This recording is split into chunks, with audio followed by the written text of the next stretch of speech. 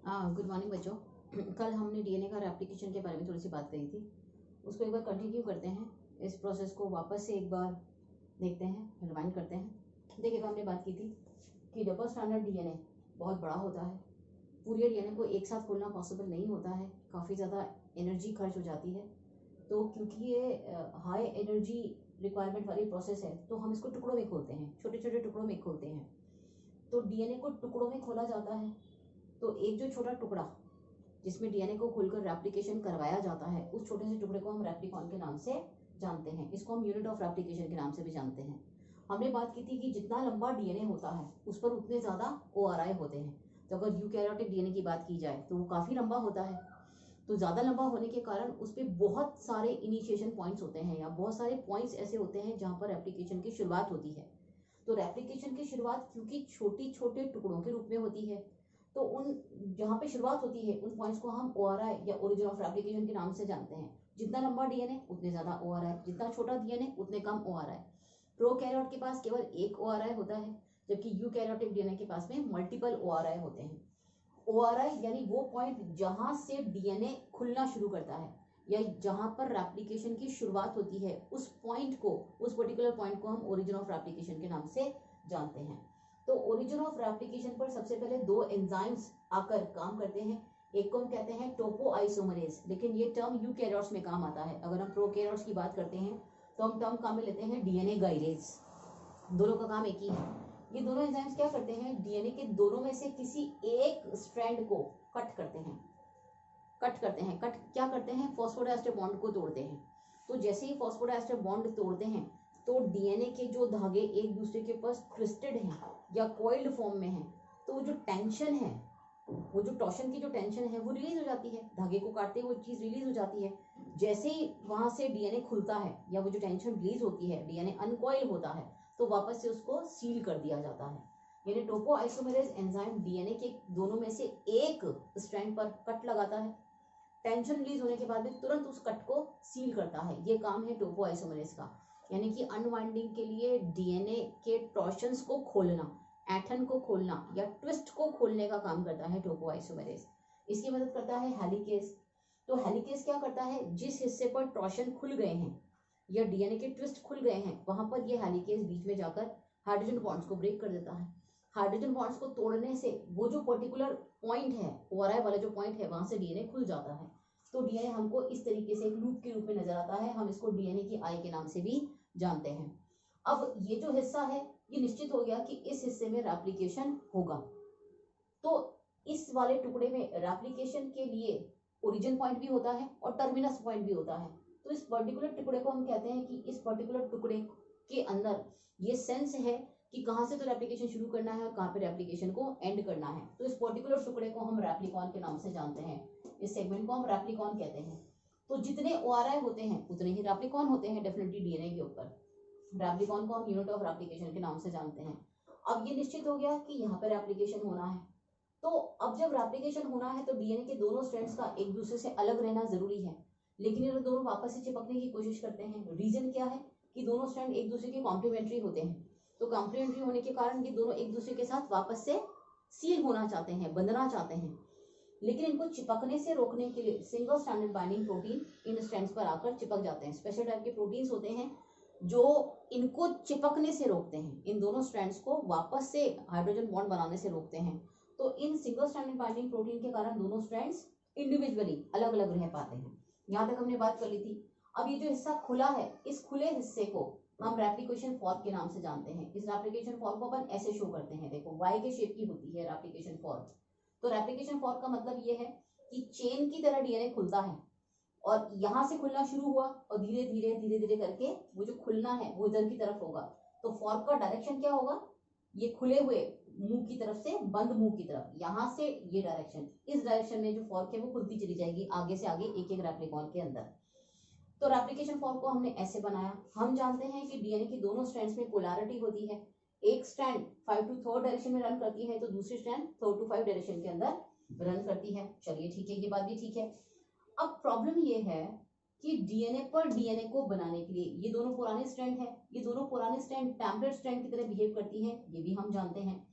अब डीएनए के ऊपर डीएनए बनाने का काम एक स्पेशल एंजाइम करता है जिसको हम कहते हैं डीएनए पॉलीमरेज। अब डीएनए पॉलीमरेज एंजाइम को बैठने के लिए सीट चाहिए, तो बैठने के लिए इनको एक स्पेशल सीट चाहिए। इनको एक्चुअली क्या चाहिए, इनको किसी भी न्यूक्लियोटाइड का फ्री थर्ड हाइड्रोक्सिल ग्रुप चाहिए, यानी फ्री थर्ड एंड चाहिए। लेकिन अब फ्री थर्ड एंड तो हमारे पास यहाँ पर है, लेकिन यहाँ पर तो हम एंजाइम को बिठाएंगे नहीं ना, क्योंकि यहाँ पर एंजाइम को बिठाने से हमारा फायदा नहीं होगा। हमको तो एंजाइम यहाँ सामने बिठाना है ताकि इस स्ट्रैंड पे नए स्ट्रैंड को सिंथेसाइज किया जा सके। तो अब इस समस्या का समाधान क्या है, इस समस्या का समाधान के रूप में आरएनए पॉलीमरेज एंजाइम, जिसको हम प्राइमेज भी कहते हैं, उसकी मदद से एक छोटा सा प्राइमर आरएनए बनाया जाता है। प्राइमर आरएनए कौन सी दिशा में बनाया जाता है, 5 to 3rd डायरेक्शन में बनाया जाता है। 5 to 3rd डायरेक्शन का मतलब बिल्कुल क्लियर है कि यहाँ जो भी न्यूक्लियोटाइड होगा उसका 3rd कार्बन फ्री है ना, उसके ऊपर हाइड्रोक्सिल ग्रुप है, तो ये जो सीट है वो अवेलेबल हो गई डीएनए पॉलीमरेज को बैठने के लिए। डीएनए पॉलीमरेज 3rd को बैठने के लिए सीट अवेलेबल हो गई। अब जब ये सीट अवेलेबल हो गई तो जाके इस स्ट्रैंड पर, टेम्परेट स्ट्रैंड पर नए स्ट्रैंड को सिंथेसाइज किया जाएगा। तो ये जो प्रोसेस यहाँ पे किया जाता है कि प्राइमर आरएनए बनाया जाता है, इसको हम बोलते हैं आरएनए प्राइमिंग, यानी ये तैयारी है। पुराने स्ट्रैंड पर नए स्ट्रैंड को बनाने से पहले आपको तैयारी करनी पड़ती है, आपको डीएनए पॉलीमरेज को बिठाने के लिए सीट देनी पड़ती है। तो वो सीट देने के लिए प्राइमिंग की जाती है। हम इस छोटे से टुकड़े को प्राइमर आरएनए के नाम से जानते हैं। तो ये देखिए प्राइमर आरएनए बना, यहाँ पर एक ही प्राइमर आरएनए नजर आ रहा है और यहाँ पे बहुत सारे प्राइमर आरएनए नजर आ रहे हैं। इसका रीजन क्या है आगे देखते हैं। अब प्राइमर आरएनए बना तो सीट मिल गई डीएनए पॉलीमरेज को, तो डीएनए पॉलीमरेज एंजाइम यहाँ पर आकर बैठ जाता है। अब ये क्या करेगा, ये एंजाइम एक एक करके न्यूक्लियोटाइड को उठाएगा और न्यूक्लियोटाइड को जो भी कॉरस्पॉन्डिंग न्यूक्लियोटाइड है उसको यहाँ पर जोड़ेगा। माना यहाँ पर T है तो A जुड़ेगा, C है तो G जुड़ेगा, G है तो C जुड़ेगा, A है तो T जुड़ेगा। अब वो न्यूक्लियोटाइड्स कहाँ मिलेंगे आपको, वो सारे के सारे न्यूक्लियोटाइड्स मिलेंगे आपको न्यूक्लियस के अंदर, यानी कि न्यूक्लियोप्लाज्म के अंदर।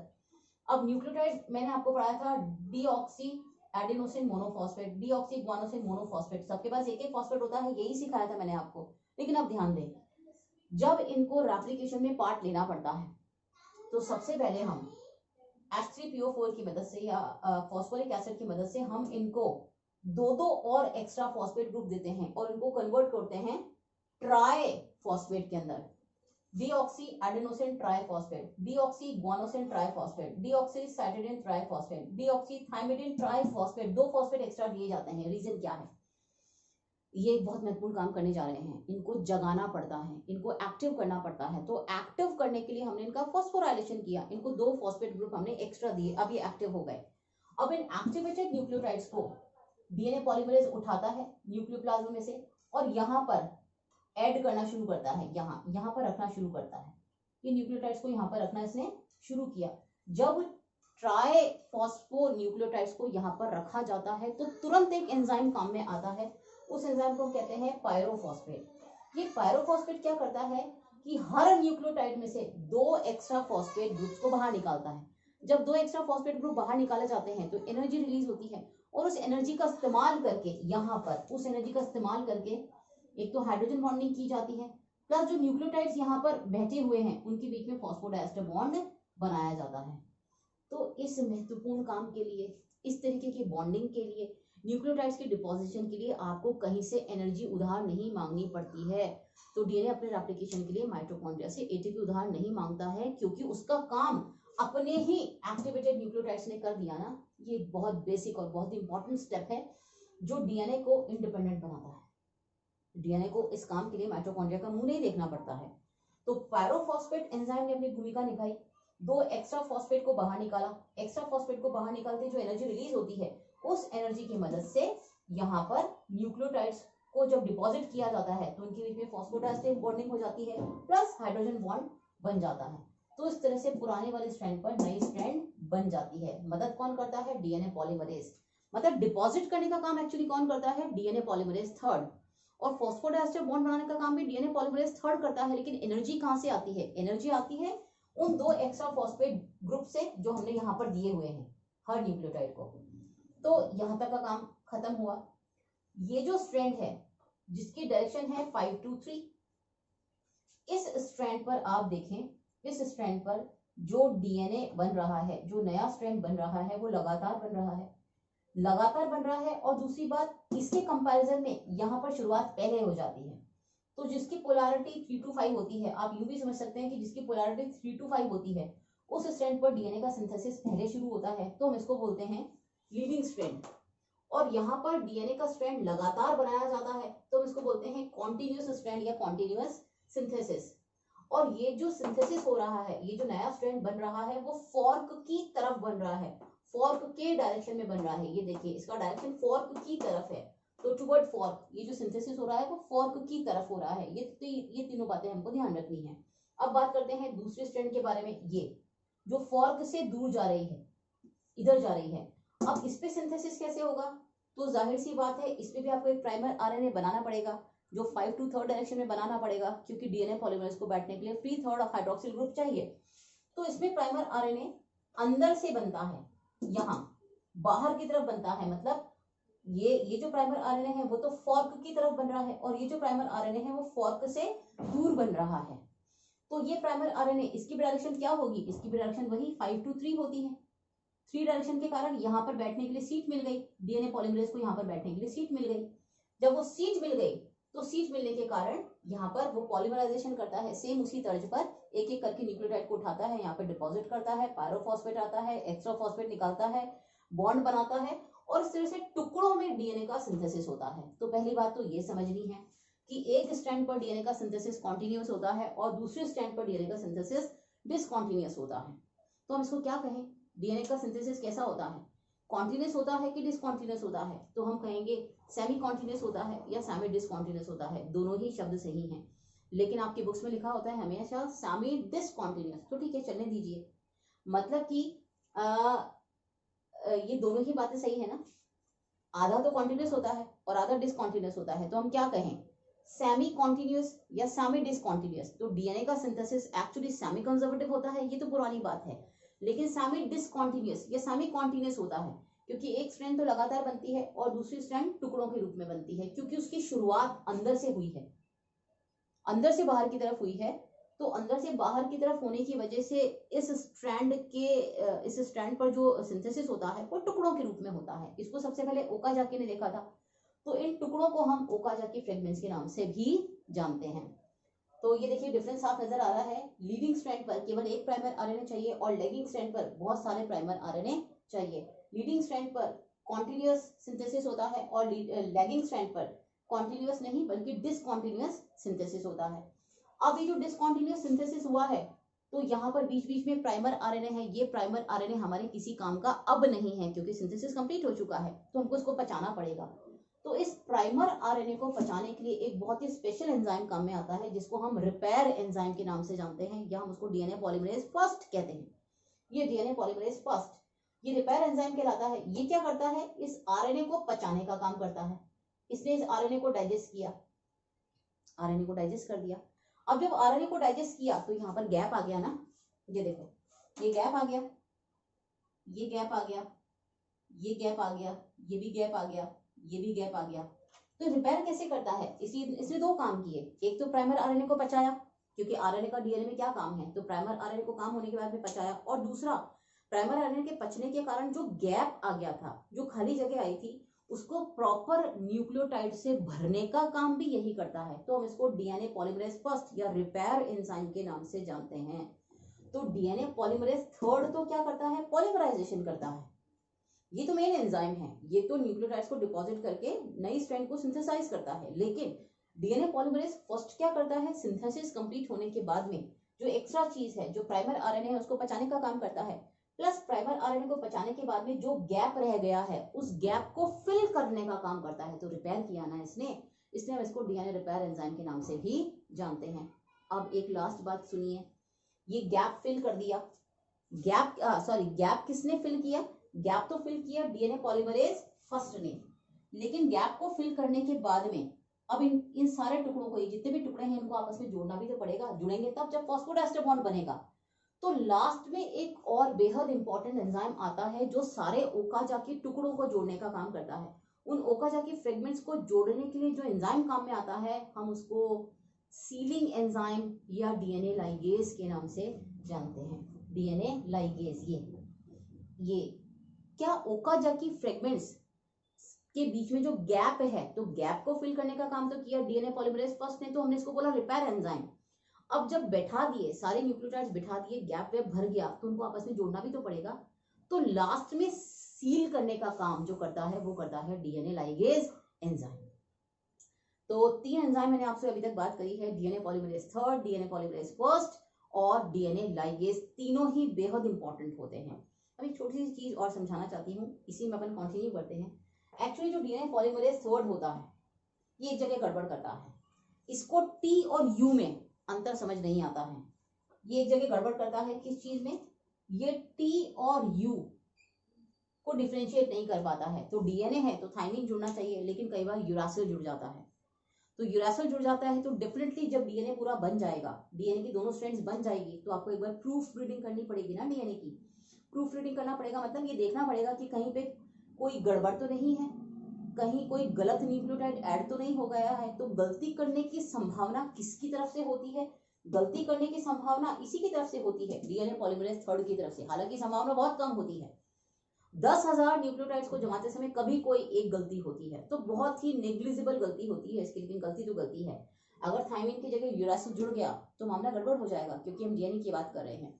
तो जाहिर सी बात है, ये सारा काम कंप्लीट होने के बाद में आपको एक बार प्रूफ रीड करना पड़ेगा। प्रूफ रीडिंग जैसे करते हैं ना कि भाई मैंने कोई काम करने को दिया कंप्यूटर ऑपरेटर को, उसने वो काम किया, लेकिन कंप्यूटर ऑपरेटर को साइंस की जानकारी तो नहीं है ना, तो उसने जो भी लिखा है उसको मुझे एक बार देखना पड़ेगा, देख के चेक करना पड़ेगा कि कहाँ कहाँ गलतियां हैं। इसको हम कहते हैं प्रूफ रीडिंग। फाइनल करने से पहले उसको प्रूफ रीड किया जाता है। तो प्रूफ रीड करने के लिए आपकी सहायता कौन करेगा? तो डेफिनेटली प्रूफ रीड करने के लिए आपके पास एक कॉम्बिनेशन होना चाहिए। वो क्या कॉम्बिनेशन होना चाहिए? देखिए, मान लीजिए कि यहाँ पर कोई चीज गड़बड़ जुड़ गई है, माना कि यहाँ पे यू जुड़ गया है जो कि गड़बड़ है। तो अब आपको क्या करना पड़ेगा? आपको सबसे पहला काम तो करना पड़ेगा, इस यू को यहाँ से काटना पड़ेगा। तो काटने के लिए आपको एक कैंची चाहिए, और कैंची के रूप में आपके पास एक एंजाइम होता है जिसको हम कहते हैं एंडोन्यूक्लियस। ये तो हो गया एंडोन्यूक्लियस। ये तो कैंची थी, इसने इधर से काटा इधर से काटा, तो यू कट गया। अब जब ये यू कट गया तो गैप आ गया ना। अब इस गैप को पूरा कौन करेगा? तो इस गैप को पूरा करने के लिए चाहिए आपको डीएनए पॉलीमरेज फर्स्ट, दूसरा एंजाइम हो गया। अब तो यहाँ पे क्या हुआ? यहाँ पे उसने टी लगा दिया, ये टी लगा दिया, लेकिन अब ये जो न्यूक्लियोटाइड है इसको दोनों तरफ से फॉस्फोडाइएस्टर बॉन्ड से आसपास के नेबरिंग न्यूक्लियोटाइड से जोड़ना पड़ेगा ना। तो फॉस्फोडाइएस्टर बॉन्ड बनाना पड़ेगा। इसने तो क्या किया? गलत न्यूक्लियोटाइड को दोनों तरफ से काट के, कैंची की तरह काट के हटा दिया। अब जो गैप बना था उस गैप को पूरा करने का काम, फिल करने का काम किसने किया? डीएनए पॉलीमरेज फर्स्ट ने। तो उसने उठा के यहाँ पे थाइमिन को जोड़ दिया, यूरासिल की जगह उसने थाइमिन को जोड़ दिया। अब इस थाइमिन का आसपास के न्यूक्लियोटाइड से फॉस्फोडाइएस्टर बॉन्ड बनाने का काम कौन करता है? वो करता है DNA ligase.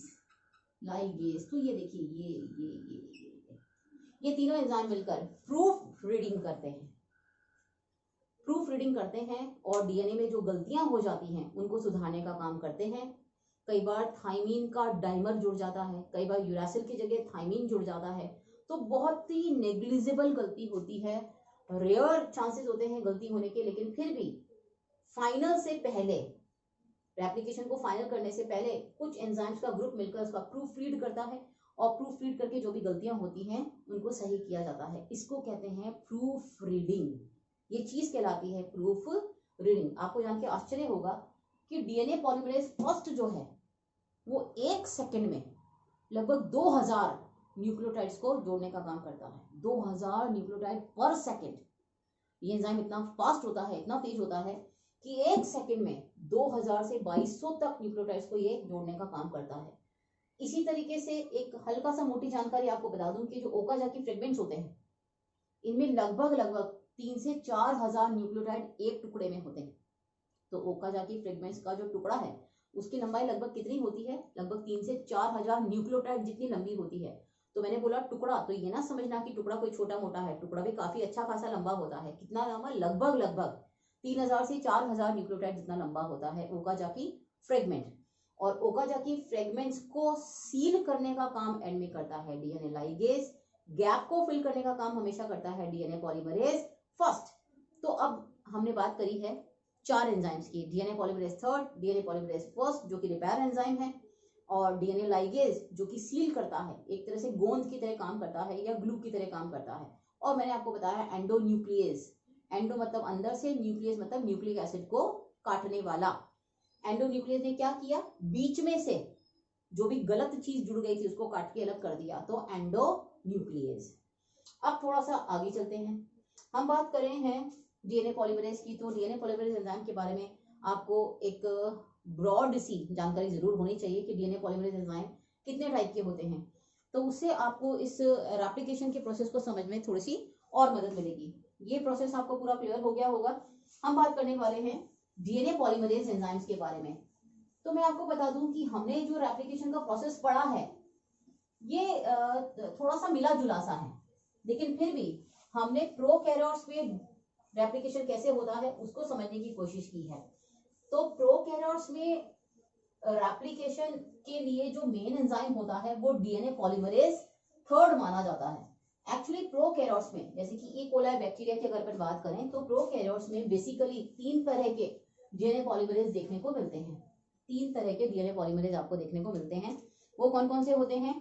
DNA polymerase first, DNA polymerase second और डीएनए पॉलीमरेज थर्ड। इसके बारे में तो हम जानते ही हैं। ये क्या करता है? ये पॉलीमराइजेशन करता है।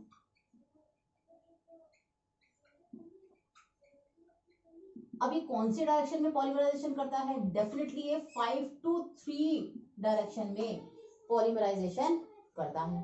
ठीक है, हम इसका एक और नाम समझ सकते हैं, रैप्लिकेज, क्योंकि ये रेप्लिकेशन का मेन एंजाइम है। लेकिन एक चीज और मैं आपको बता दूं कि ये जो डीएनए पॉलीमरेज थर्ड है ये 5 to 3 डायरेक्शन में तो करता है पॉलीमराइजेशन, बिल्कुल ठीक है, लेकिन अगर 3 to 5 डायरेक्शन की बात की जाए, 3 to 5 डायरेक्शन की बात की जाए तो ये एक्सो न्यूक्लियस की तरह काम करता है। एक्सो न्यूक्लियस का क्या मतलब होता है? ये देखो, ये डीएनए का स्ट्रैंड, ये 3 to 5 और ये 5 to 3, तो 5 to 3 डायरेक्शन में तो ये न्यूक्लियोटाइड्स को डिपॉजिट करेगा, पॉलीमराइजेशन करेगा। लेकिन अगर 3 to 5 डायरेक्शन की बात कर रहे हो तो ये डीएनए को पचाने का काम करता है। 3 से 5 दिशा में ये डीएनए को पचाने का काम करता है। कहाँ? बाहर से अंदर की तरफ पचाने का काम करता है। तो ये एक स्पेशल पॉइंट है जो आपको पता होना चाहिए। हम इसको रेप्लिकेज कहते हैं। 5 to 3 डायरेक्शन में पॉलीमराइजेशन करता है। इसको बैठने के लिए फ्री थर्ड हाइड्रोक्सिल ग्रुप चाहिए, इसीलिए इसके काम करने से पहले आपको प्राइमिंग करनी पड़ती है, आरएनए की प्राइमिंग करनी पड़ती है। और एक और इम्पोर्टेंट चीज कि अगर 3 to 5 डायरेक्शन की बात की जाए तो ये एक्सोन्यूक्लियस की तरह बिहेव करता है। 5 to 3 डायरेक्शन में ये पॉलीमरेज की तरह बिहेव करता है, 3 to 5 डायरेक्शन में एक्सोन्यूक्लियस की तरह बिहेव करता है। प्लस इस एंजाइम को बनाने के लिए 7 पॉलीपेप्टाइड चेन्स काम आती हैं। एक्चुअली आप पढ़ेंगे अभी हायर क्लासेस के अंदर कि जितने भी एंजाइम्स होते हैं वो प्रोटीन होते हैं, और प्रोटीन बने होते हैं पॉलीपेप्टाइड चेन से। तो ये बहुत स्पेशल टाइप का जो प्रोटीन है जो एंजाइम की तरह बिहेव करता है, डीएनए पॉलीमरेज थर्ड, इसको बनाने में 7 पॉलीपेप्टाइड चेन्स काम में आती है। तो काफी अच्छा, भारी भरकम, बहुत बढ़िया वाला एंजाइम होता है ये। तो ये तो हुआ पॉलीमरेज थर्ड। अब रही बात सेकेंड की, तो नो सिग्निफिकेंट रोल, इसका कोई इंपॉर्टेंट रोल नहीं होता है। ये कब काम में आता है? जब फर्स्ट या थर्ड गड़बड़ कर रहे हैं या वो नहीं है आपके पास, तो ये जो सेकंड एंजाइम है वो काम में आता है। तो रेप्लिकेशन में इसका वैसे कोई जनरली काम नहीं होता है, तो हम इसके बारे में बात नहीं करेंगे। अब बात करते हैं फर्स्ट की। तो जाहिर सी बात है, मैंने आपको बताया कि ये रिपेयर एंजाइम है, रिपेयर एंजाइम है, पहली बात ये आपको पता होनी चाहिए। अब ये रिपेयर एंजाइम है, इसका मतलब पहली बात तो ये जो अनवांटेड चीज है उसको पचाने का काम करता है, यानी कि प्राइमर आरएनए को पचाने का काम करता है। पचाने के लिए ये 3 to 5 डायरेक्शन में भी पचा सकता है और 5 to 3 डायरेक्शन में भी पचा सकता है, यानी ये एक्सोन्यूक्लियस की तरह बिहेव करता है दोनों डायरेक्शन में, 3 to 5 भी और 5 to 3 भी। पॉलीमराइजेशन कभी नहीं करता है, मतलब चेन को आगे बढ़ाने का काम नहीं करता है। लेकिन हाँ, बिल्कुल आपको ये ध्यान रखना है कि जो छोटे छोटे से गैप होते हैं भाई जितना इसने तोड़ा, जितना इसने प्राइमर आरएनए हटाया तो गैप हो गया ना, उस गैप को फिल करने का काम जरूर ये करेगा। तो ये एक इंपॉर्टेंट चीज है, ये सेकंड इंपॉर्टेंट चीज, ये थर्ड इंपॉर्टेंट चीज, ये गैप फिलिंग का काम करता है, गैप फिलिंग का काम करता है। एंड में ये प्रूफ रीडिंग का काम करता है, ये प्रूफ रीडिंग का काम करता है। तो गैप फिलिंग करता है, प्राइमर आरएनए को पचाता है, एक्सोन्यूक्लियस एक्टिविटी दिखाता है, यानी 3 से 5 दिशा में भी पचाता है, 5 से 3 दिशा में भी पचाता है। प्लस डीएनए का रेप्लिकेशन पूरा होने के बाद में ये लास्ट में डीएनए लाइगेज और एंडोन्यूक्लियस के साथ मिलकर प्रूफ रीडिंग का काम भी करता है। तो हम इसको रिपेयर एंजाइम के नाम से जानते हैं, ये आपको भूलना नहीं है। ये रिपेयर एंजाइम है, ये रेप्लिकेज एंजाइम है। रेप्लिकेशन के लिए सबसे इंपॉर्टेंट होता है, लेकिन उसकी इंपॉर्टेंस भी कुछ कम नहीं होती है, इसलिए हम उसको एक्सक्लूड नहीं कर सकते हैं। अब जहां तक प्रोकैरियोट की बात है हम बात कर चुके हैं। इसके अलावा बचते हैं यूकैरियोट्स। तो यूकैरियोट्स में आपको सिर्फ इतना सा काफी है कि यूकैरियोट्स में लगभग जैसे मैंने कहा कि प्रोकैरियोट में 3 तरह के डीएनए पॉलीमरेज एंजाइम्स होते हैं और सबका काम कुछ अलग अलग होता है। तो अगर हम यूकैरियोट्स की बात करते हैं तो यूकैरियोट्स में आपके लिए बस इतना सा काफी है कि यूकैरियोट्स में डीएनए रेप्लिकेशन के लिए आपके पास 5 तरह के डीएनए पॉलीमरेज होते हैं, alpha, beta, gamma, delta, mu.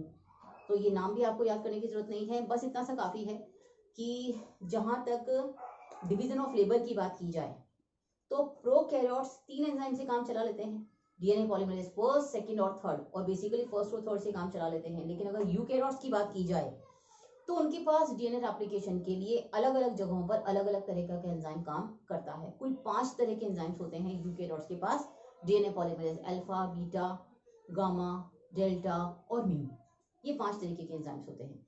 तो यहाँ हमारा डीएनए रेप्लिकेशन एंड होता है। अब डीएनए रेप्लिकेशन को खत्म करने के बाद में हमारी जो डीएनए वाली यात्रा है वो यहाँ पर समाप्त होने जा रही है। इसके बाद भी हम डायरेक्ट बात करते हैं आरएनए के बारे में। तो डीएनए जो न्यूक्लिक एसिड है वो यहाँ मोटे तौर पर खत्म हो गया है, बाकी जो छोटी मोटी चीजें हैं वो हम आरएनए के साथ साथ बीच बीच में पढ़ते रहेंगे। अब हम शुरू करते हैं आपके साथ आरएनए। ओके बच्चों, डीएनए रेप्लिकेशन के बाद में जो एक मेजर टॉपिक था हमारा डीएनए से रिलेटेड वो अब कंप्लीट होता है।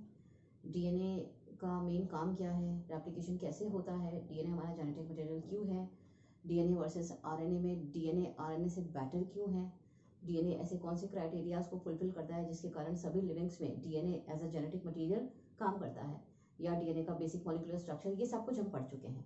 अब डीएनए के बाद में जो दूसरा सबसे इंपॉर्टेंट न्यूक्लिक एसिड है वो है आपके सामने आरएनए। तो अब हम जो बात शुरू करने वाले हैं उसको शुरू करने से पहले आपको ये समझना होगा कि हम ये जान चुके हैं कि हमारे पास जेनेटिक मटेरियल के रूप में आपके पास 2 चॉइस थी, या तो डीएनए या फिर आरएनए। लेकिन ये हमने स्टेप बाय स्टेप ये हमने समझा कि डीएनए ही बेटर जेनेटिक मटेरियल होता है, तो अब बचा आरएनए। लेकिन आरएनए के बारे में बात करने से पहले मैं आपको फिर से रिमाइंड करा दूं कि कुछ वायरसेस ऐसे होते हैं जिसमें RNA as a genetic material काम करता है। तो पहले एक छोटा सा सेक्शन कंप्लीट करते हैं। तो जहां तक आरएनए की बात है, आप जानते हैं कि आरएनए सिंगल स्ट्रैंडेड होता है, एक ही स्ट्रैंड होती है, 5th एंड होता है, 3rd एंड होता है, एडेनिन, गुआनिन, साइटोसिन होता है, थाइमिन नहीं होता, थाइमिन की जगह यूरासिल होता है। इसमें राइबोज शुगर होती है। राइबोज शुगर में आपको याद रखना है फर्स्ट कार्बन पर, सेकंड कार्बन पर, थर्ड कार्बन पर और 5th कार्बन पर हाइड्रोक्सिल ग्रुप होता है। इसके पास 4 हाइड्रोक्सिल ग्रुप होने के कारण ये काफी रिएक्टिव नेचर का होता है, क्योंकि इसकी जो राइबोज शुगर है उसमें 4 हाइड्रोक्सिल ग्रुप है, लेकिन डीऑक्सीराइबोज शुगर के पास में केवल 3 ही हाइड्रोक्सिल ग्रुप होते हैं। तो डीएनए के कंपैरिजन में आरएनए मोर रिएक्टिव होता है। दूसरी इंपॉर्टेंट चीज, इसमें थाइमिन की जगह पर यूरासिल होता है जो कि काफी रिएक्टिव या काफी चंचल नेचर का होता है। तो ये सारी बातें आरएनए को काफी चंचल या काफी लेबाइल बनाती है। तो ये सब हम बात कर चुके हैं। अब ये जो सिंगल स्ट्रैंडेड आरएनए है जो आपको नजर आ रहा है, हम इसको प्राइमरी स्ट्रक्चर के नाम से भी जानते हैं। जब तक सिंगल स्ट्रैंडेड रहता है तब तक हम इसको प्राइमरी स्ट्रक्चर कहते हैं। कभी कभी आरएनए अपने ऊपर फोल्ड हो जाता है, फोल्ड होने के बाद में जो एडजॉइनिंग या जो नेबरिंग न्यूक्लियोटाइड्स हैं अगर वो कॉम्प्लीमेंट्री हैं तो उनके बीच में बॉन्डिंग हो जाती है। जैसे ए की बॉन्ड हुआ यू से, सी का बॉन्ड हुआ जी से, ए का बॉन्ड हुआ यू से, तो हाइड्रोजन बॉन्ड्स बन जाते हैं। तो इस तरह से आरएनए जब अपने ऊपर फोल्ड होता है तो जगह जगह पर लूप बनाता है। तो जो लूप वाला स्ट्रक्चर है ये सेकेंडरी स्ट्रक्चर कहलाता है, और जो खुला हुआ एक्सपोज्ड और सिंगल स्ट्रैंडेड स्ट्रक्चर है वो आरएनए का प्राइमरी स्ट्रक्चर कहलाता है। तो किसे हम प्राइमरी कहेंगे और किसे हम सेकेंडरी कहेंगे आरएनए के कंसर्न में, वो आपको क्लियर होगा। अब बात करते हैं कि आरएनए के जो टाइप्स हैं वो बेसिकली कौन कौन से होते हैं। एक होता है जेनेटिक आरएनए, दूसरा होता है नॉन जेनेटिक आरएनए। डिफरेंस क्या है? वही जेनेटिक आरएनए का मतलब है जब किसी लिविंग के अंदर, किसी ऑर्गेनिज्म के अंदर RNA as a genetic material behave करता है, जैसे कि डीएनए करता है, तो हम उसको जेनेटिक आरएनए के नाम से जानते हैं। बहुत सारे वायरसेस होते हैं, जैसे कि रेट्रोवायरसेस में आरएनए डबल स्टैंडर्ड होता है, DS for double standard. Rio viruses में भी आरएनए डबल स्टैंडर्ड होता है और आरएनए जेनेटिक मटेरियल की तरह बिहेव करता है। जैसे आप रेट्रोवायरसेस का बहुत एक पॉपुलर एग्जांपल है एच वायरस। इसी तरह से wound tumour virus double standard RNA होता है। Rice dwarf virus double standard RNA होता है। टोबैको मोज़ेक वायरस बहुत ही पॉपुलर वायरस है, लेकिन इसमें जो आरएनए होता है वो सिंगल स्टैंडर्ड होता है। QB bacteriophage single standard RNA होता है। Polio virus single standard RNA होता है। Influenza virus single standard RNA होता है। Coliphage virus single standard RNA होता है। ये सभी वायरसेस ऐसे हैं जिनका जेनेटिक मटेरियल डीएनए नहीं होता है बल्कि आरएनए होता है, यानी कि यहाँ पर आरएनए इंफॉर्मेशन को गैदर करने का काम करता है, स्टोर करने का काम करता है। तो यहाँ हम आरएनए को जेनेटिक मटेरियल के नाम से जानते हैं या जेनेटिक आरएनए के नाम से जानते हैं। अब बचा दूसरा फेज। इस वाले हिस्से में वो सारे लिविंग्स आते हैं जिनका जेनेटिक मटेरियल तो डीएनए है, यानी कि इंफॉर्मेशन को स्टोर करने का काम तो डीएनए कर रहा है, लेकिन उन स्टोरेज जो इंफॉर्मेशन है उनके एक्सप्रेशन का काम आरएनए करता है। मैंने आपको कल भी बताया था कि डीएनए में जितनी भी स्टोर्ड इंफॉर्मेशन होती हैं उनका एक्सप्रेशन आरएनए पे डिपेंड करता है। बिना आरएनए के डीएनए काम नहीं कर सकता है। तो ये नॉन जेनेटिक आरएनए की कैटेगरी में कौन कौन सा आरएनए आता है? वो सारा आरएनए आता है जो कि डीएनए की मदद करता है, यानी कि डीएनए के किसी इंफॉर्मेशन को एक्सप्रेस करने में अपनी भूमिका निभाता है। हम उन सबको नॉन जेनेटिक आरएनए के नाम से जानते हैं। तो ये वाला जो साइड है, ये कहाँ देखने को मिलेगा? ये वाले सारे आरएनए आपको कहाँ देखने को मिलेंगे? वहां देखने को मिलेंगे जहां पर आरएनए जेनेटिक मटेरियल नहीं होता है बल्कि डीएनए जेनेटिक मटेरियल होता है। वहां पर आपको आरएनए के 3 टाइप दिखते हैं, एमआरएनए, आरआरएनए और टीआरएनए। हालांकि आप और थोड़ी सी हायर क्लासेस में जाएंगे तो मैं आपको बताऊंगी कि आरएनए चाहे जेनेटिक मटेरियल होता है तब भी कोई फर्क नहीं पड़ता है। आरएनए को काम करने के लिए तो फिर भी आरएनए ही बनाना पड़ता है। तो वो कैसे होता है आगे पढ़ेंगे। फिलहाल ये कि जहां जेनेटिक मटेरियल हमारा डीएनए होता है वहां 3 तरह के आरएनए हमको सेल में देखने को मिलते हैं, मैसेंजर आरएनए, राइबोसोमल आरएनए और ट्रांसफर आरएनए। अब इस दिशा में हम आगे बढ़े उससे पहले हल्का सा आपको ये समझना जरूरी है कि जब हमारा जेनेटिक मटेरियल डीएनए होता है तो आरएनए ऐसा क्या खास काम करता है कि आरएनए के बिना डीएनए बेकार हो जाता है या डीएनए अपने आप को एक्सप्रेस नहीं कर पाता है। तो एक हल्का सा उसका इंट्रोडक्शन लेते हैं। देखिए ये सेल है, सेल में ये न्यूक्लियस है, न्यूक्लियस में ये रहा डीएनए। मान लीजिए अगर सेल को इंसुलिन नाम के प्रोटीन की जरूरत पड़ती है तो इंसुलिन कैसे बनेगा, कितने अमीनो एसिड्स होंगे, किस तरीके का प्रोटीन है, ये सारी जानकारी डीएनए के पास है। तो जब सेल कहती है, सेल ने गेट नॉक किया कि इंसुलिन चाहिए, तो प्लीज आप अपने इंसुलिन बनाने वाली इंफॉर्मेशन को लेकर बाहर आ जाइए और बाहर आके इंसुलिन बना के दीजिए। तो डीएनए मना कर देता है। डीएनए कहता है मेरे पास इंसुलिन बनाने की इंफॉर्मेशन तो है लेकिन मैं इंसुलिन बना नहीं सकता, मैं अपना चैम्बर छोड़ के बाहर नहीं आ सकता, लेकिन मैं आपकी मदद दूसरे तरीके से करता हूँ। तो डीएनए कैसे मदद करता है?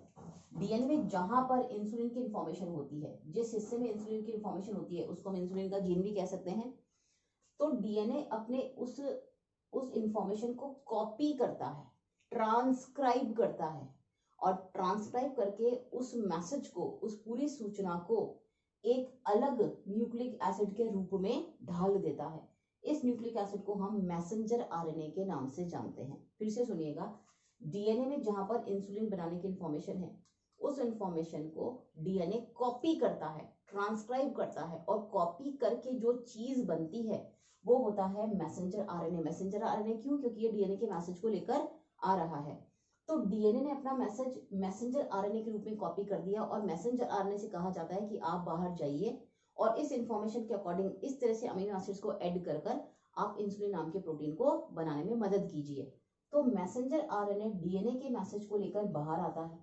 ये रहा मैसेंजर आरएनए रेड वाला, ये बाहर आता है, सिंगल स्ट्रैंडेड है। अब ये बाहर आ तो गया है, इसके पास डीएनए की इंफॉर्मेशन तो है, लेकिन जाहिर सी बात है कि कहां पर बैठकर ये काम करेगा। तो मैसेंजर आरएनए को साइटोप्लाज्म में वेलकम करने के लिए या बैठने के लिए जो जगह चाहिए वो जगह होती है राइबोसोम। ये राइबोसोम, राइबोसोम ही क्यों? क्योंकि राइबोसोम के अंदर होता है प्रोटीन्स के साथ साथ बहुत ही स्पेशल टाइप का आरएनए, जिसको हम राइबोसोमल आरएनए के नाम से जानते हैं। अगर मैं इसको बहुत ही रूड लैंग्वेज में बोलूं तो मैं यूं कहूंगी कि राइबोसोमल आरएनए जो है वो एमआरएनए को, जो कि न्यूक्लियस से आया है, उसको वेलकम करता है, अपने साथ जुड़ने की जगह देता है और राइबोसोम पर बिठाने की जगह देता है कि आप आइए यहाँ पर बैठिए और यहाँ बैठकर डीएनए की इंफॉर्मेशन के अकॉर्डिंग या डीएनए के आदेश के अकॉर्डिंग आप वो जो पर्टिकुलर प्रोटीन है उसको फॉर्म कीजिए, उसका निर्माण कीजिए।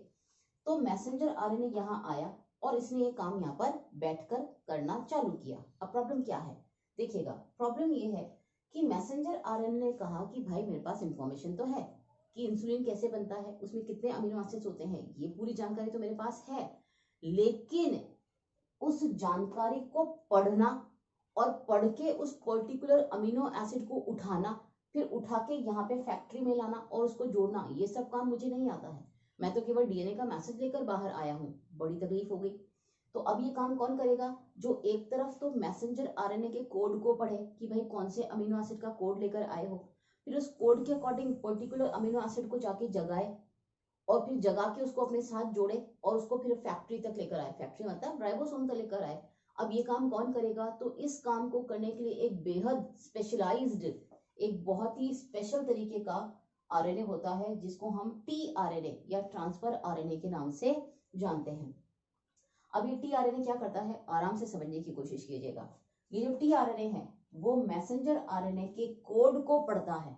कौन से कोड को पढ़ता है? जो उसको डीएनए ने दिया है, उस कोड को पढ़ता है तो उसको पता चल जाता है कि अच्छा इस वाले अमीनो एसिड को लेकर आना है। तो कोड को पढ़ा, कोड को पढ़ने के बाद में वो साइटोप्लाज्म में घूमता है और अमीनो एसिड्स को ढूंढता है। ये रहे अमीनो एसिड्स।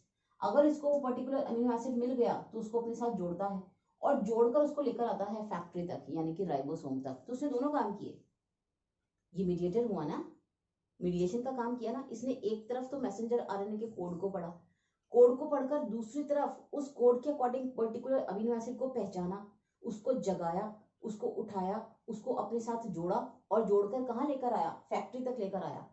जब सारे अमीनो एसिड्स एक एक करके फैक्ट्री पर आते हैं तो फिर उनको जोड़ के पॉलीपेप्टाइड चेन बन जाती है और पॉलीपेप्टाइड चेन से प्रोटीन बन जाता है। तो शायद आप समझ पा रहे होंगे कि मैसेज तो यहाँ पर है, लेकिन काम कौन कर रहा है? 3 आरएनए मिलकर कर रहे हैं। एमआरएनए, आरआरएनए और टीआरएनए, ये तीनों मिलजुल कर इस काम को अंजाम देते हैं और पर्टिकुलर प्रोटीन जिसकी सूचना डीएनए ने दी थी उस प्रोटीन को फॉर्म करते हैं, उस प्रोटीन का निर्माण करते हैं। तो अब इन तीनों का महत्व मेरे ख्याल से थोड़ा बहुत क्लियर हो गया होगा। बाकी फिर जब हम डिटेल पढ़ेंगे तो आपको और क्लियर हो जाएगा। तो इस तरह से ये नॉन जेनेटिक आरएनए होते हैं, आनुवांशिक आरएनए होते हैं, जिनका काम होता है डीएनए की सूचना के अनुसार काम करना और अमीनो एसिड्स को जोड़कर एक पर्टिकुलर प्रोटीन को बनाना या एक विशेष प्रकार के प्रोटीन का निर्माण करना। तो यहाँ ये हल्का सा मैंने इंट्रोडक्शन दिया है नॉन जेनेटिक आरएनए का, यानी कि आनुवांशिक आरएनए का। तो आनुवांशिक आरएनए 3 तरह के होते हैं, मैसेंजर आरएनए, आरआरएनए और टीआरएनए। यहाँ तक बात खत्म होती है हमारी। अब हम एक एक करके इसका डिटेल लेते हैं। सबसे पहले बात करते हैं मैसेंजर आरएनए की। नाम से ही समझ में आता है, हम इसको दूत आरएनए कहते हैं। ये किसका दूत है? ये डीएनए का दूत है, तो हम इसको दूत आरएनए या मैसेंजर आरएनए के नाम से जानते हैं। अब ये रहा आपका मैसेंजर आरएनए। ये मैसेंजर आरएनए कहलाता है दूत आरएनए या संदेशवाहक आरएनए या मैसेंजर आरएनए। यहाँ तक तो बात समझ में आती है। अब एक्चुअली क्या आपको ये बात बिल्कुल क्लियर होती है कि मैसेंजर आरएनए एक प्लेटफॉर्म की तरह काम कर रहा है, जिसकी सहायता से आप पर्टिकुलर तरह के प्रोटीन को बना पा रहे हो? तो क्योंकि मैसेंजर आरएनए एक प्लेटफॉर्म की तरह काम करता है, एक टेम्पलेट की तरह काम करता है, तो हम इसको टेम्पलेट आरएनए के नाम से भी जानते हैं। तो इसका दूसरा नाम हुआ टेम्पलेट आरएनए। अब इसका तीसरा नाम हुआ पूरक आरएनए, पूरक या कॉम्प्लीमेंट्री आरएनए। ये पूरक आरएनए क्यों कहा, इसको कॉम्प्लीमेंट्री आरएनए क्यों कहा? क्योंकि इसके पास वही सूचना है जो डीएनए के पास है। डीएनए ने ही तो इसको बनाया है, तो अपनी सूचना को कॉपी करके बनाया है, तो इसके पास सेम वो सूचना है जो डीएनए के पास है। तो इसको हम कहते हैं कि ये डीएनए का कॉम्प्लीमेंट्री है, ये डीएनए का पूरक है। तो इस हिसाब से हम इसको नाम देते हैं पूरक आरएनए और कॉम्प्लीमेंट्री आरएनए। ये इसका नाम जस्टिफाइड हुआ। अब इसका लास्ट नाम आता है, हम इसको अस्थायी आरएनए या टेम्परेरी आरएनए के नाम से भी जानते हैं। ऐसा क्यों कहते हैं इसको? क्योंकि भाई ये एक प्रोटीन की सूचना लेकर आया है। जब वो प्रोटीन बन जाएगा तो उसका काम खत्म हो जाएगा, और जब इसका काम खत्म हो जाएगा तो ये मर जाएगा, या एक तरह से मतलब ये नष्ट हो जाएगा, डिग्रेड हो जाएगा। तो क्योंकि ये हमेशा नहीं रहता है, सेल के अंदर हमेशा बना हुआ नहीं रहता है, इसलिए हम इसको टेम्परेरी आरएनए या अस्थायी आरएनए के नाम से जानते हैं। ये केवल तभी बनता है जब एक स्पेशल तरह के पॉलीपेप्टाइड या स्पेशल तरह के प्रोटीन की जरूरत सेल के अंदर पड़ती है, तो हम इसको अस्थायी या टेम्परेरी आरएनए भी कहते हैं। अब ये बात जब आपको क्लियर होती है कि ये टेम्परेरी होता है, अस्थायी होता है, तो जाहिर है इसकी जिंदगी कितने घंटे हो सकती है। तो अगर प्रोकैरियोट्स की बात करें, यानी अगर बैक्टीरिया या जीवाणुओं की बात की जाए, तो उनके अंदर केवल 2-3 मिनट जिंदा रहता है, 2-3 मिनट में अपना काम करता है और फिर खत्म हो जाता है, यानी इसको तोड़ दिया जाता है। लेकिन अगर अपन यूकैरियोट्स की बात करें तो ये 2 मिनट नहीं, ये कुछ घंटे जिंदा रह सकता है। यूकैरियोट्स के अंदर जो मैसेंजर आरएनए है वो सेल के अंदर कुछ घंटों तक जिंदा रह सकता है, क्योंकि वहां पर ये कुछ प्रोटीन्स के साथ मिलकर एक और दूसरी संरचना बना लेता है, जिसको हम इन्फॉर्मोजोम्स के नाम से जानते हैं, इन्फॉर्मोजोम्स कहते हैं। तो फिलहाल ये शब्द ही काफी है कि प्रोकैरियोट में इसकी जिंदगी 2-3 मिनट की होती है, लेकिन यूकैरियोट्स में जो इसकी जिंदगी होती है वो कुछ घंटे की हो सकती है, क्योंकि वहां पर ये मैसेंजर आरएनए प्रोटीन के साथ मिलकर एक जटिल संरचना बना लेता है, जिसको हम इन्फॉर्मोजोम के नाम से जानते हैं। ठीक, यहाँ तक आपको बात समझ में आ गई है। अब बात करते हैं कि टोटल आरएनए का कितना परसेंट एमआरएनए बनाता है, तो 2 to 5%। अगर मैक्स टू मैक्स की बात करें तो एक सेल के अंदर जितना भी आरएनए होता है उसका केवल 2 to 5% या 5 to 10%, 5 से 10% ही मैसेंजर आरएनए बनाता है। लेकिन ये 5 से 10% कितना होता है ये समझाती हूँ आपको। 5 से 10% का मतलब हो गया कि एक बार के अंदर अगर बात की जाए नहीं भी, तो एक सेल के अंदर लगभग 1000 से लेकर 10,000, 1000 से लेकर 10,000 टाइप के मैसेंजर आरएनए एक साथ देखे जा सकते हैं।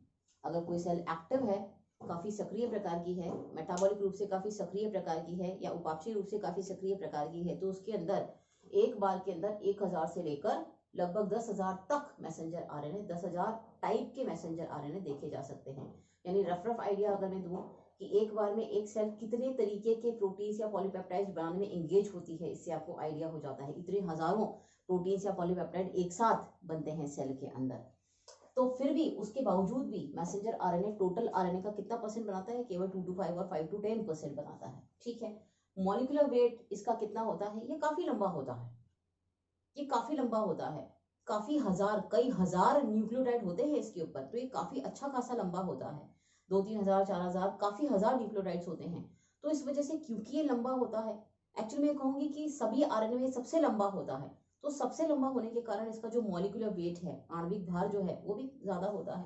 इसका आणविक भार लगभग 5 लाख डाल्टन होता है। हम इसके जो वेट होता है, इनके वेट को हम डाल्टन में ही कैलकुलेट करते हैं। अब किलोग्राम में तो तोलेंगे नहीं ना, तो हम डाल्टन में इसको वेट को मेजर करते हैं, तो इसका लगभग 5 लाख डाल्टन इसका वेट होता है। अब क्योंकि ये लंबा होता है तो इसका अवसादन गुणांक यानी कि सेडिमेंटेशन कोशेंट, सेडिमेंटेशन किसे कहते हैं समझिए इसको। अगर इसको एक टेस्ट ट्यूब में डालकर और इसको टेस्ट ट्यूब को तेजी से घुमाकर उस टेस्ट ट्यूब को छोड़ दिया जाए, तो धीरे धीरे ये भारी होने के कारण नीचे बैठेगा ना, हर चीज भारी होने के कारण नीचे बैठेगी, अपने वेट के अकॉर्डिंग नीचे सेटल होगी। तो ये कहाँ सेटल होता है, तो टेस्ट ट्यूब पर कुछ मेजरिंग पॉइंट्स लगे होते हैं, तो ये 8th वाले पॉइंट पर सेटल होता है। तो हम इसको कहते हैं कि इसका जो अवसादन गुणांक है, सेडिमेंटेशन कोशेंट होता है, वो 8s होता है। काफी लंबा होता है ये। अगर इससे हल्का आरएनए है तो वो इससे ऊपर यानी 6 या 7 पे या 4 पे या 5 पे सेडिमेंट होगा, और अगर इससे भारी है तो वो नीचे 9 पे, 10 पे या 11 पे सेटल होगा। तो ये कहाँ सेटल होता है, अपनी वेट के अकॉर्डिंग, अपनी डेंसिटी के अकॉर्डिंग, उस चीज को सेडिमेंटेशन कोशेंट के नाम से, अवसादन गुणांक के नाम से जानते हैं। फिर बात करते हैं, आपको ये बात करते करते एक बात तो क्लियर हो गई है कि जो मैसेंजर आरएनए होता है वो पॉलीपेप्टाइड चेन का निर्माण करता है। तो अगर मैसेंजर आरएनए एक बार में एक ही पॉलीपेप्टाइड की सूचना रखता है, एक पॉलीपेप्टाइड चेन की सूचना रखता है, तो हम उसको बोलते हैं monocistronic messenger RNA. Monocistronic messenger RNA, इसमें केवल एक पॉलीपेप्टाइड की सूचना होती है। लेकिन अगर मैसेंजर आरएनए में एक से ज्यादा पॉलीपेप्टाइड की सूचना होती है तो हम उसको पॉलीसिस्ट्रॉनिक मैसेंजर आरएनए के नाम से जानते हैं। बहुत सारी पॉलीपेप्टाइड की सूचना होती है तो उसको पॉलीसिस्ट्रॉनिक मैसेंजर आरएनए कहते हैं। अब यहाँ आपको ये याद रखना होगा कि मोनोसिस्ट्रॉनिक मैसेंजर आरएनए और पॉलीसिस्ट्रॉनिक मैसेंजर आरएनए, ये वाला मैसेंजर आरएनए तो मिलता है यूकैरियोट्स में और ये वाला मैसेंजर आरएनए मिलता है प्रोकैरियोट्स में। प्रोकैरियोट्स में पॉलीपेप्टाइड जो चेन्स होती हैं वो छोटी होती हैं, तो एक मैसेंजर आरएनए कई सारी चेन्स की सूचना को कैरी कर सकता है।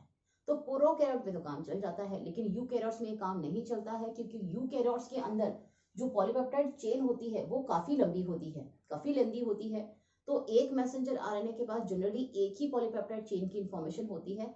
तो हमारा यानी यूकैरियोट्स का जो मैसेंजर आरएनए होता है उसमें क्योंकि एक ही पॉलीपेप्टाइड चेन की इंफॉर्मेशन होती है, इसलिए हम उसको बोलते हैं मोनोसिस्ट्रॉनिक। लेकिन प्रोकैरियोट्स का, जैसे कि जीवाणु का, बैक्टीरिया का जो मैसेंजर आरएनए होता है उसके पास एक बार में कई सारी पॉलीपेप्टाइड चेन की सूचना होती है, तो हम उसको बोलते हैं पॉलीसिस्ट्रॉनिक मैसेंजर आरएनए। ये टर्म भी क्लियर हो गया। अब बात करते हैं कि मैसेंजर आरएनए का एक जो बेसिक स्ट्रक्चर है वो क्या होता है। तो ये देखिए, ये हमने मैसेंजर आरएनए ड्रॉ किया, ये मैंने बीच वाला हिस्सा बनाया, ये वो हिस्सा है जिसके अंदर डीएनए ने अपने मैसेज को कॉपी किया है। ये यानी इसके अंदर प्रोटीन बनाने की सूचना है। क्योंकि इसके अंदर प्रोटीन बनाने की सूचना है तो हम इसको बोलते हैं सिस्ट्रॉन या कोडिंग हिस्सा, कोडिंग क्षेत्र। कोडिंग क्षेत्र क्योंकि इसके अंदर कोड है, किसके कोड है, अमीनो अम्लों के कोड है, तो हमने इसको बोला कोडिंग क्षेत्र और कोडिंग रीजन और सिस्ट्रॉन, ये कोडिंग रीजन। अब कोडिंग रीजन के आगे और पीछे, आगे की तरफ और पीछे की तरफ, आगे की तरफ मतलब फिफ्थ एंड की तरफ, पीछे की तरफ मतलब थर्ड एंड की तरफ, तुम इसको यूं भी कह सकते हो। ये तो इसका सिर हुआ और ये इसका पूंछ हुआ। फिफ्थ वाला जो एंड है वो सिर माना जाता है, थर्ड वाला एंड पूंछ माना जाता है, तो हम इसको हेडर फुटर के नाम से भी जान सकते हो। ये आगे है और वो पीछे है, ये सिर है और वो पूंछ है। अब ध्यान से सुनो, ये जो रेड वाला हिस्सा है इसको तो हमने कहा कोडिंग रीजन या सिस्ट्रॉन। सिस्ट्रॉन के जस्ट आगे और जस्ट पीछे, ये ब्लैक वाला जो हिस्सा देख रहे हो, जस्ट आगे और जस्ट पीछे कुछ ऐसा हिस्सा होता है जिसमें किसी भी अमीनो अम्ल की कोई सूचना नहीं होती है। यहाँ पर किसी भी अमीनो एसिड की कोई भी सूचना नहीं है, कोई भी सूचना, किसी भी अमीनो एसिड की कोई भी सूचना नहीं है। क्या मैं इसको नॉन कोडिंग रीजन कह दूं?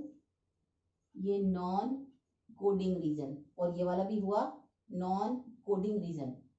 तो कोडिंग क्षेत्र के आगे की तरफ जो नॉन कोडिंग हिस्सा होता है छोटा सा, उसे तो बोलते हैं लीडर। और कोडिंग क्षेत्र के पीछे की तरफ जो छोटा सा हिस्सा होता है जो नॉन कोडिंग टाइप का होता है, जिसमें किसी अमीनो एसिड की सूचना नहीं होती है, उसको हम बोलते हैं ट्रेलर। लीडर और ट्रेलर, लीडर और ट्रेलर क्या है? ये वो हिस्से हैं जिसमें किसी अमीनो एसिड की कोई सूचना नहीं है, यानी कि नॉन कोडिंग टाइप के क्षेत्र हैं।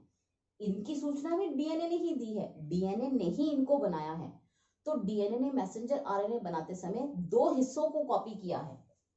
दो हिस्से तो ये यानी कि नॉन कोडिंग क्षेत्र, और एक ये बीच वाला हिस्सा जिसको हम कोडिंग क्षेत्र के नाम से जानते हैं। तो ये यहाँ पर क्लियर हुआ। इसको हम यूटीआर भी कहते हैं। यूटीआर मतलब अनट्रांसलेटेड रीजन्स, अस्थानांतरित स्थल।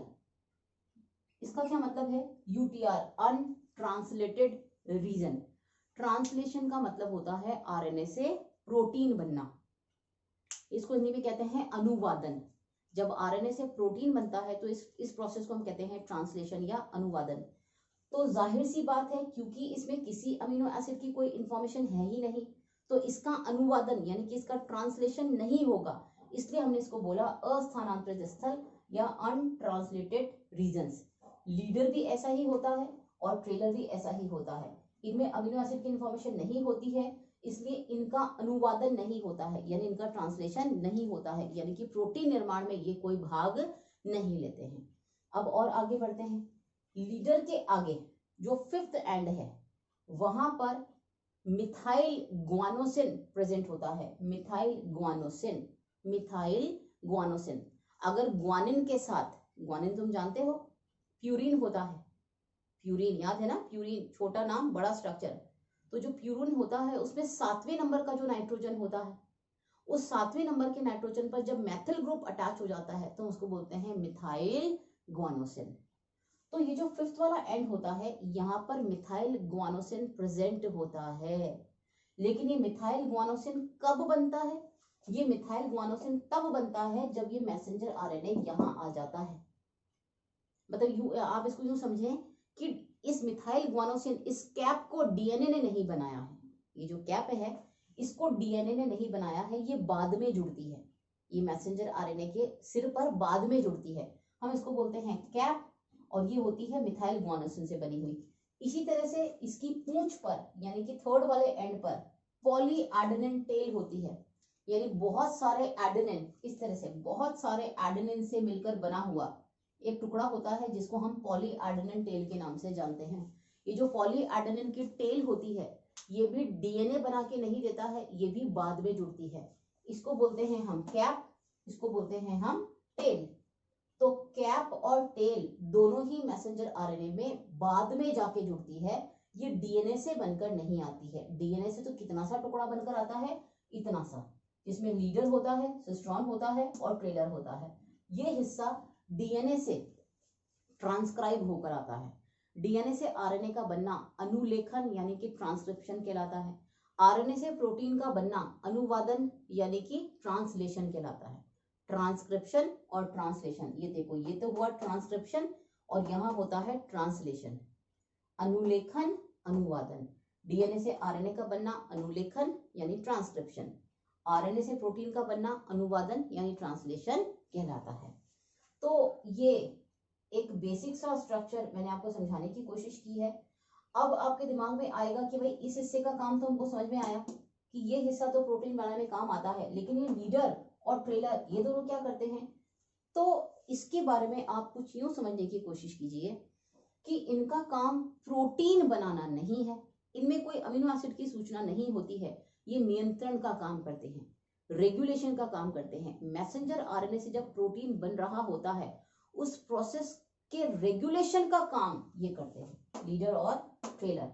ये जो लीडर होता है ये मैसेंजर आरएनए को राइबोसोम पर जोड़ने में मदद करता है, और मैसेंजर आरएनए को मतलब सेल के अंदर और भी जो चीजें होती हैं जो मैसेंजर आरएनए को खराब कर सकती हैं उनसे बचाने में मदद करता है। तो यानी ये लीडर जो है वो मैसेंजर आरएनए की एक तरह से समझ लीजिए एक रक्षा करता है, उसका प्रोटेक्शन करने का काम करता है, प्लस इस मैसेंजर आरएनए को राइबोसोम पर जोड़ने में मदद करता है। इसी तरीके से ये जो ट्रेलर होता है ये भी क्या करता है, ये भी जब मैसेंजर आरएनए से प्रोटीन का निर्माण हो रहा होता है तो इस पूरी प्रक्रिया का रेगुलेशन या नियंत्रण करने की कोशिश करता है, प्लस जब ये प्रोसेस समाप्त हो रहा होता है, प्रोटीन का बनना जब खत्म हो रहा होता है तो उस चीज को भी कंट्रोल करने में इसकी बहुत अहम भूमिका होती है। तो ये जो दोनों हिस्से होते हैं ये कंट्रोल मैकेनिज्म से रिलेटेड हैं। ये जो मेन हिस्सा है जिसको सिस्ट्रॉन कहा है इसके अंदर अमीनो एसिड्स की सूचना होती है, और यही वो टुकड़ा होता है जिसकी सहायता से एक पर्टिकुलर पॉलीपेप्टाइड चेन या प्रोटीन को आप बनाते हैं। तो इस तरह से मैसेंजर आरएनए के बारे में एक मोटे तौर पर सारी जानकारी मैंने आपको दे दी है। ये होता है आपका messenger RNA complete. Messenger RNA के बाद में हमारी गाड़ी पहुंचती है ट्रांसफर आरएनए पर। अब ये ट्रांसफर आरएनए क्या होता है और क्या काम करता है, तो ये मैंने आपको थोड़ा सा यहाँ पे समझा ही दिया था कि ट्रांसफर आरएनए एक तरफ तो मैसेंजर आरएनए के कोड को पढ़ता है, कोड को पढ़ के अमीनो एसिड के पास जाता है, उसको जगाता है, एक्टिव करके उसको अपने साथ जोड़ता है और जोड़कर उसको फैक्ट्री तक यानी कि राइबोसोम तक लेकर आता है। ये मेन काम है ट्रांसफर आरएनए का। तो क्योंकि ये ट्रांसफर करता है, अमीनो एसिड को ट्रांसफर करने का काम करता है, तो डेफिनेटली हम इसको ट्रांसफर आरएनए के नाम से जानते हैं। अब आगे बढ़ते हैं। ये देखिएगा ट्रांसफर आरएनए आप देख ही रहे हैं कि जो ट्रांसफर आरएनए होता है, पहली बात तो ये समझने की कोशिश कीजिए कि मैसेंजर आरएनए तो तब बनेगा जब जरूरत होती है, अदरवाइज नहीं बनेगा, तो ये तो टेम्परेरी है। लेकिन ट्रांसफर आरएनए हमेशा रहता है। ट्रांसफर आरएनए हमेशा क्यों रहता है? क्योंकि कभी भी जब मैसेंजर आरएनए बनेगा तो अमीनो एसिड को उठा के लाना पड़ेगा ना, और अमीनो एसिड तो हमेशा होते हैं सेल के अंदर। तो ट्रांसफर आरएनए स्थायी प्रकार का होता है, स्टेबल टाइप का आरएनए होता है, तो हम इसको स्टेबल आरएनए, स्टेबल या स्थायी प्रकार के आरएनए के नाम से जानते हैं। प्लस ये थोड़ा सा साइटोप्लाज्म में कोशिका द्रव्य के अंदर घुला हुआ रहता है, तो हम इसको सॉल्युबल या घुलनशील आरएनए के नाम से भी जानते हैं। टीआरएनए क्यों कहते हैं, ट्रांसफर आरएनए क्यों कहते हैं? क्योंकि ये अमीनो एसिड को साइटोप्लाज्म से उठाकर राइबोसोम तक ट्रांसफर करने का काम करता है, इसलिए हम इसको ट्रांसफर आरएनए के नाम से जानते हैं। इसका एक और नाम अधिप्लावी आरएनए और सुपरनेटेंट आरएनए होता है, ये एक्चुअली हल्का सा यूं समझ लीजिए कि जो लिक्विड होता है साइटोप्लाज्म का जो लिक्विड होता है उसमें फ्लोट करने की इसकी एबिलिटी होती है, प्लवन की एबिलिटी होती है, तो हम इसको अधिप्लावी आरएनए के नाम से भी जानते हैं। अडेप्टर आरएनए, अडेप्टर मतलब ग्राही आरएनए, किसको ग्रहण करता है? ये अमीनो एसिड को ग्रहण करता है, उसको अपने साथ जोड़ता है और उसको जोड़कर राइबोसोम तक लेकर आता है, तो हम इसको अडेप्टर आरएनए के नाम से भी जानते हैं, अडेप्टर या ग्राही आरएनए। अब जाहिर सी बात है मैसेंजर आरएनए तो तब बनता है जब जरूरत होती है, लेकिन ट्रांसफर आरएनए हमेशा से होता है। तो मैसेंजर आरएनए काफी लंबा होता है, लेकिन ट्रांसफर आरएनए बहुत छोटा होता है। अगर मैं कहूं कि एक सेल के अंदर लगभग 50 से 60 तरह के ट्रांसफर आरएनए देखने को मिलते हैं, तो ये बात आपको ये समझने की तरफ लेके जाएगी कि आपके पास एक सेल के अंदर मैक्सिमम 20 टाइप के अमीनो एसिड्स होते हैं, और 20 टाइप के अमीनो एसिड्स को ऐड करने के लिए या जोड़ने के लिए राइबोसोम तक लाने के लिए आपके पास कितनी फैसिलिटी है? लगभग 3 गुनी फैसिलिटी है। तो ये जो प्रोसेस होता है, इस प्रोसेस की खूबसूरती क्या है ये मैं आपको और आगे समझाने की कोशिश करूंगी। आप बस अभी यहाँ पर फिलहाल इतना सा ध्यान रखिए कि हमारे पास अमीनो एसिड तो 20 ही होते हैं, लेकिन हमारे पास ट्रांसफर आरएनए 3 गुने होते हैं, लगभग 50, 55, 60 तरह के हमारे पास ट्रांसफर आरएनए होते हैं। तो खैर दूसरी इंपॉर्टेंट चीज है कि एमआरएनए लॉन्गेस्ट होता है, सबसे लंबा होता है, इस पे कई हजार न्यूक्लियोटाइड्स होते हैं, लेकिन जो ट्रांसफर आरएनए है वो बहुत ही छोटा होता है, इस पे केवल 75 से लेकर 90, 93 मैक्स टू मैक्स 93 न्यूक्लियोटाइड्स होते हैं। तो ये बहुत छोटा होता है, सबसे छोटा होता है, ये तीनों आरएनए में से सबसे छोटा होता है। उसके बाद क्योंकि ये सबसे छोटा होता है, जिसका मॉलिक्यूलर वेट भी कम ही होगा, मॉलिक्यूलर वेट होता है इसका 25 to 30,000 डाल्टन। इसके अलावा क्योंकि ये छोटा है तो ये हल्का भी होता है, हल्का होता है तो इसका जो सेडिमेंटेशन होता है, अवसादन होता है, वो ऊपर की तरफ होता है, तो इसका सेडिमेंटेशन कोएफिशिएंट या अवसादन गुणांक होता है 4s। इसके बारे में अब इसका डिटेल पे बात आती है कि ट्रांसफर आरएनए कैसा होता है और क्या काम करता है, किस तरीके से काम करता है। तो उसको समझने से पहले आप ये 2 लाइंस और दिमाग में डालिए कि ट्रांसफर आरएनए का 2D model, 2 dimensional model Robert Hawley ने दिया था। इसको हम क्लोवर लीफ मॉडल के नाम से भी जानते हैं। क्लोवर लीफ मॉडल क्यों? क्योंकि इस मॉडल की स्ट्रक्चर कुछ ऐसी होती है, ऐसी क्लोवर की पत्ती जैसी, क्लोवर की लीफ जैसी मॉडल होती है इसकी। तो हम इसके 2 डायमेंशनल मॉडल को क्लोवर लीफ मॉडल के नाम से भी जानते हैं। अब रही बात 3 डायमेंशनल मॉडल की, तो इसका 3D मॉडल एक क्लंग ने दिया था, और इसका जो 3D मॉडल होता है वो उल्टे एल जैसा होता है, उल्टा एल, इन्वर्टेड एल जैसा होता है। तो ये 2 चीजें आप ध्यान रखें। अब ये 2D मॉडल कैसा होता है यही डिटेल हमको पढ़ना है, तो आप ये समझ पाएंगे कि ट्रांसफर आरएनए के काम करने का तरीका कैसे होता है, कैसे तो ये मैसेंजर आरएनए को पढ़ेगा, कैसे अमीनो एसिड के पास जाएगा, कैसे उसको एक्टिवेट करेगा, कैसे उसको अपने साथ जोड़ेगा, और जोड़ के उसको कैसे राइबोसोम तक लेकर आएगा। ये सारी चीजें तब क्लियर होती हैं जब हमको 2D मॉडल क्लियर होता है ट्रांसफर आरएनए का। तो अब आगे हमको डेफिनेटली बात करनी है ट्रांसफर आरएनए के 2D मॉडल के बारे में। तो देखते हैं कि ट्रांसफर आरएनए का 2D मॉडल कैसा होता है। देखिएगा,